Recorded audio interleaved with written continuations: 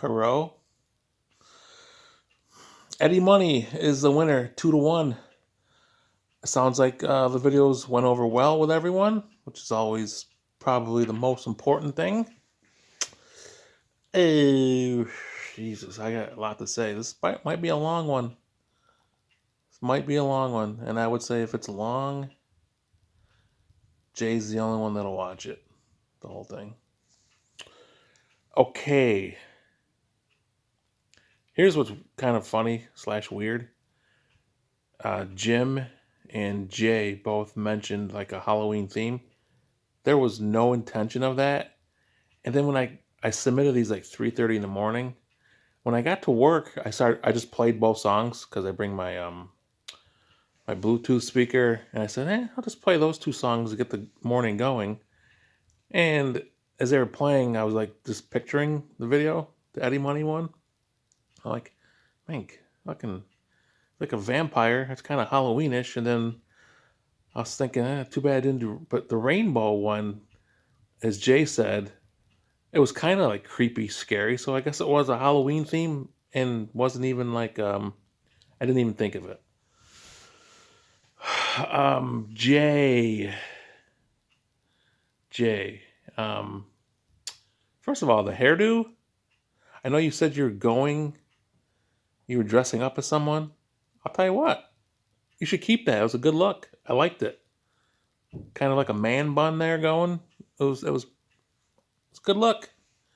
You look good. Um, Look like some kind of wrestler, some kind of character like or somebody in like a vampire movie like The Lost Boys. So what it reminded me of. Wow, where do I begin? Jay, Jay. First, Rod Stewart looked like Tom Hubel. Now Eddie Money. I don't get it. Neither one of them look anything like him. Although I think I said one time there was a glimpse of Rod Stewart where I could actually put it together with Tom Hubel. Eh, Maybe Tom Hubel too just has one of those faces that looks like a lot of '80s singers. Um, what else did you say? I'm struggling. It's gonna be a fucking long ass video. Well, I will get to this thing. You talked about the haunted house you're doing for the girls. You know, I always kind of wish my brothers were all local, even though when Jim was local, I saw him like twice a year. But it would just be so great, like to go over to your house and fucking get involved with the Halloween fun. Uh, Kind of wish I was there. Which brings me to Don before I get to Jim, and I'm gonna go back to Jay probably. Don, first of all, I don't do read submissions, so no. Rainbow is this is an exclusive Rainbow submission, and I also do know that, and Jim mentioned this lead singer's name, and Jay back to Jay, exactly. I don't think he looks anything like Frank Stallone. He looks just like Sylvester with those freaking eyes. Those he looks like a much skinnier, less buff Sly Stallone. And I thought that when I first saw this video in the early '80s. I go, wow, it looks like Sylvester Stallone. So you're right about that. But Don, I know Dio was before this guy. Jim mentioned this guy's name, and I know that because bowling with Jim and Mike Corbett for many years. Look, call Mike Corbett whatever you want to call him, little this whatever. The man knows his rock and roll, and I'm sure Jim would agree with that. He knows his groups. Anyways, Mike Corbett was a big Rainbow fan. He's the one that told me about Dio being in Rainbow before this guy. Again, Jim, you nailed that guy's name or whoever. Jim, a couple things with you, Jim. First of all, and I know, especially now with all the crap going on in your life, with the house, Mike Coley does this I mean, I guess it's like a podcast every Tuesday, the porch stick thing with his kid. Jim, you should do some type of podcast and just talk about. I mean, you could talk about a few things. Pretty knowledgeable on sports, but your rock and roll knowledge is very deep. I would say. Like, again, would you ever consider doing that sometime in your life? I think it'd be fun for you, and I think it'd be very. I think it'd be received pretty well by a large group of people. Uh, that just popped into my head. Like, should do a freaking podcast about music, old bands, new bands, band members, history of these bands, the instruments. Anyways, that's just something I thought of. Also, Jim, I'll say this: I don't know shit about things you're going through. I fucking rented my whole life, so everything going on with closings and shit. I'm glad that you did what you did with your real estate person, agent, whatever. Yeah, I mean, how can you not just start being a dick to people to get shit done? It's amazing to me. Like, there's no sense of urgency. It seems from anybody that's supposed to be in your corner to get shit done. Again, what the fuck do I know? But I'm like, throw that fucking throw that fucking attitude around and get shit done. I don't blame you for being a dick to that guy. You should, or woman, whoever it is. Um, but I'll say this. First of all, you must have done this video early in the morning and just uploaded it when you got out of work. So I'm thinking, man, it's fucking dark already at 4 o'clock up in Cape Vincent. But then I think I realized that it was in the morning. Okay, back to my point. You seemed much happier, and when you talked about having your wife slash Joy back with you, I'll tell you what, absolutely. Having your wife slash significant other, partner, I might not even thought about that. You're going through all this bullshit and then you're fucking coming home alone every night. I'm saying, like, it must make a huge difference that you got your wife with you. Sure, what the fuck? So that's good. Hopefully this shit gets done uh like in a week. I feel really bad for you. Hopefully things get done quick and you can finally. Tell you what, once you get in that house, like I said, it's just going to be fucking amazing. I think everything is going to come at once, and you'll just say fuck you to the rest of the people. So hopefully it works out with you. What else did Jim say? I don't know. So I'll go back to Jay.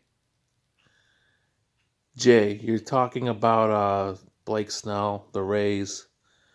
Yeah, it's especially on that stage to take that man out in the sixth inning after he gave up a fucking hit. These analytics are just shit, but it's not going away. It's really not. But hopefully this opens some eyes to some people. Like, fucking just manage. Like, analytics are good for some things. I get it, but it's just like society today. Compared to society, it's like everything's so like handled with kid gloves, and it's just what the fuck. Look, people get paid a lot more money to make these decisions and do whatever the fuck they got to do, but I mean, Tony La Russa is going back to managing next year with Chicago. I can't imagine that he is going to be right because these managers are pretty much being ordered what to do by the GM, right, or owner, or I mean, is there a manager that's going to say "fuck you"? I'm doing my thing. Again, analytics, I'm sure have their purpose, but I mean, you could put me in the fucking dugout if all I'm going to do is go by a fucking sheet or a paper or okay, it's the sixth inning and he's going through the third time and then he's got 75 pitches. I have to pull him out. Like anyone that can fucking read can fucking manage a team. whatever. So yeah, um, Don. Um, when you first of all, I thought somebody was going to walk in here for sure, but it sounded like it was just you and Henry. When Henry, when I could hear Henry like yelling, and I seemed like one of those fucking like horror movies where the father was trapped into the wall and Henry's just yelling, and he's like probably hearing you through the wall. Like so great. Just trying to enjoy your beer, and you could hear Henry from fucking wherever he was. Dad, I'm not here. Fucking great. That really made me laugh hard. Oh, it feels like there's a lot of things I haven't touched on. Um, I probably would have picked Eddie Money also. I think there's a fucking orb. I probably would have picked it also. I'll tell you what, here that video, it's been on my list for several years, like probably a couple months into this whole thing. The part where the guitar starts playing and the double doors open and the smoke and he's there with his arms up and the cape. That's such a powerful scene, awesome scene. I love that. It's such a good song. Eddie Money, weird dude though, right? Did he have a stroke or something with his face was like that? Um, I saw him in an interview, probably the early 2000s on VH1, and he really was kind of arrogant, very full of himself. But I'll tell you what, his music I think is underrated. He's got so many good songs. Jay, you said you submitted a song a long time ago. I'm pretty sure it was Shaken. Another great song. Take Me Home Tonight. It's a great song. Two Tickets to Paris. Like he's got great songs. Just a different kind of dude. But and did he ever play an instrument? I feel like he was just vocals. But I mean, pretty much it's part of my childhood. Eddie Money, good singer, good music. I'm sure I forgot some shit. What's going on with me? Let me tell you what. Oh God. So Jacob is gonna do a few houses tomorrow. Oh God. I mean, this now I want to start talking about Justin Turner, but I'm already at 13 minutes. Fuck it. We are from Jacob to Justin Turner. Everyone is so afraid of the virus. And again, I I try to respect everyone's opinion, but the cure rate is very, very high, 98, 99. I get it. 1%. If it affects you like directly, someone passes from it or really struggles with it, I get that. But is there going to be a day someday where we look back and like, man, did we overreact? And again, if I'm wrong, like again, I'm not trying to be insensitive,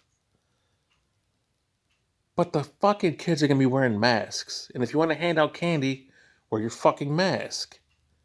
I mean, Jacob's mom and Diane are like, oh, he can't go. And Alex is like, he's going. And I'm like, on Alex, like, fucking go. Like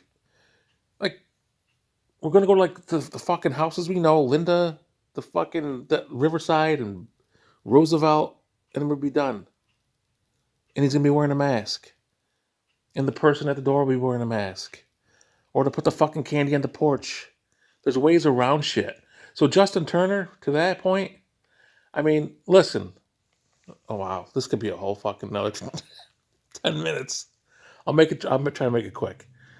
Okay, I get it. He's pulled from the game.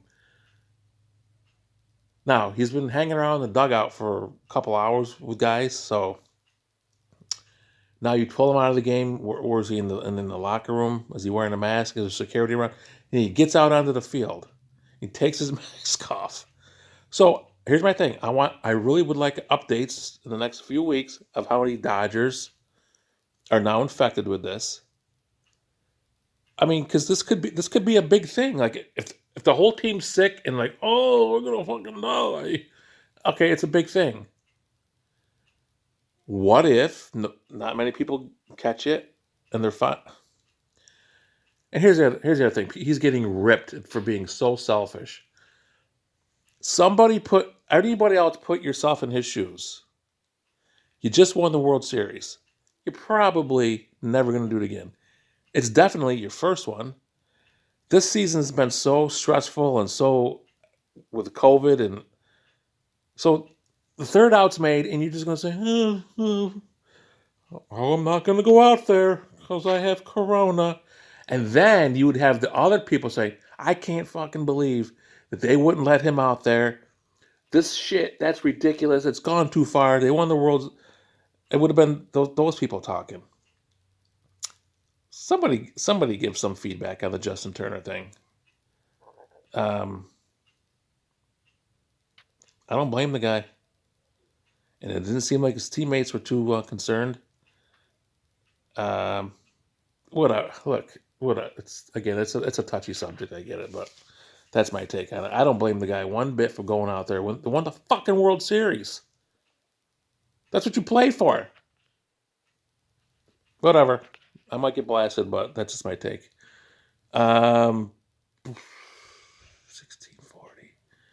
That's about it. I got a lot more to say, but about some other things, but it's just going too late. And wow, wait till Don or anyone sees this at 17 minutes. They'll be like, what the fuck?